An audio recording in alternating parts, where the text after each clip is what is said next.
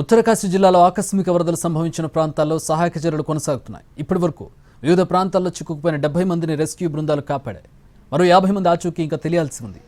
ఆచూకీ తెలియకుండా పోయిన వారిలో ఒక జూనియర్ కమిషన్ ఆఫీసర్, 8 మంది జవాన్లు ఉన్నారు. వివిధ ప్రాంతాల్లో చిక్కుకుపోయిన 65 మందిని హెలికాప్టర్ల ద్వారా మాట్లీ పట్టణానికి తరలించారు.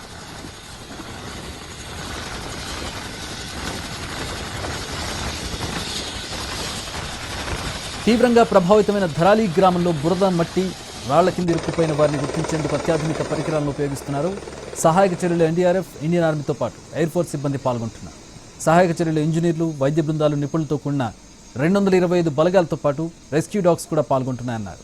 వాతావరణం మెరుగుపడడంతో పౌరులను సురక్షిత ప్రాంతాలకు తరలిస్తున్నారు. అత్యాధునిక చినూక్ MI-17 హెలికాప్టర్లతో వీరిని తరలిస్తున్నారు.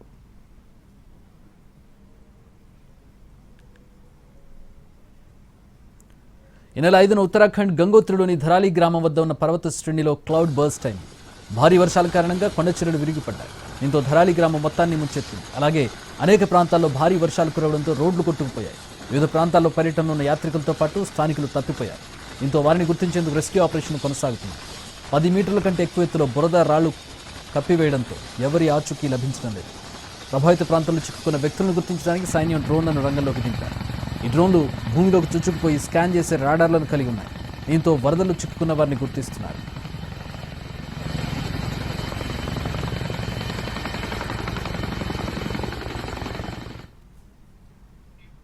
ఉత్తరాఖండ్లోని ధారాలి గ్రామాన్ని ఖీర్ గంగా నది ముంచెత్తడంతో ఇప్పుడు ఆ గ్రామం బురద, రాళ్లతో నిండిపోయింది.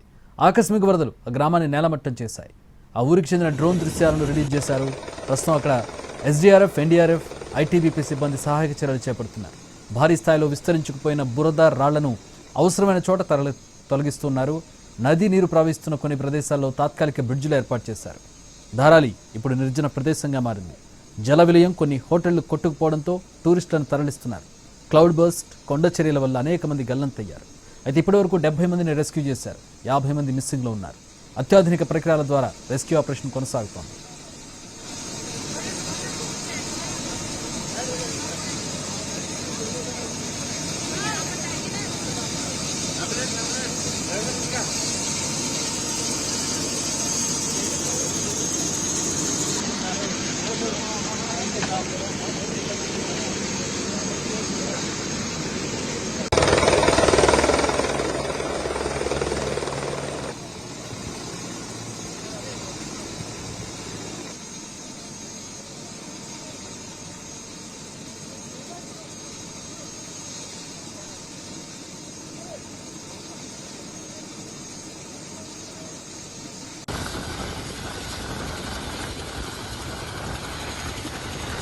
ఉత్తరకాశీ, ధారాలి మధ్య ఉన్న గంగోత్రి హైవేపై పునరుద్ధరణ పనులు జరుగుతున్నాయి.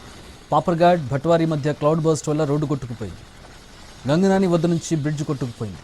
అక్కడ కూడా పునరుద్ధరణ పనులు వేగంగా జరుగుతున్నాయి. రెస్క్యూ ఆపరేషన్ కోసం భారతీయ వైమానిక దళం చినూక్ హెవీ లిఫ్ట్ చాపర్లను వాడుతోంది. జల విలయం వల్ల భారీ నష్టం జరిగినట్టు ఉత్తరాఖండ్ సీఎం పుష్కర్ సింగ్ ధామీ తెలిపారు. క్లౌడ్ బర్స్ట్, భారీ వర్షం వల్ల నష్టం తీవ్రంగా ఉన్నట్టు చెప్పారు. కొండ చర్యలు విరిగిపడడం వల్ల రోడ్డు పూర్తిగా ధ్వంసమైందన్నారు. ఘటన జరిగిన రోజు 190 మందిని రక్షించామని, ప్రస్తుతం 274 మందిని కాపాడినట్టు తెలిపారు. సహాయక చర్యలను ఆయన ఎప్పటికప్పుడు పర్యవేక్షిస్తున్నారు.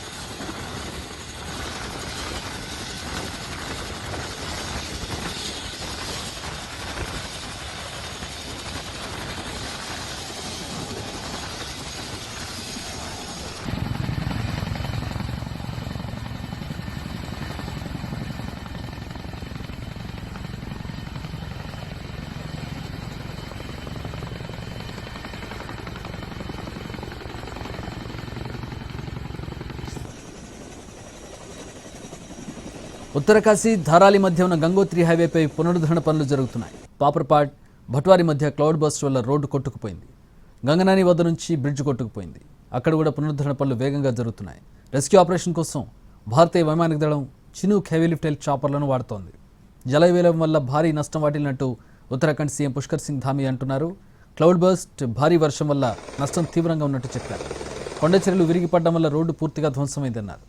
ఘటన జరిగిన రోజు 190 మందిని రక్షించామని, ఇప్పటి వరకు 274 మందిని కాపాడినట్టు ఆయన తెలిపారు.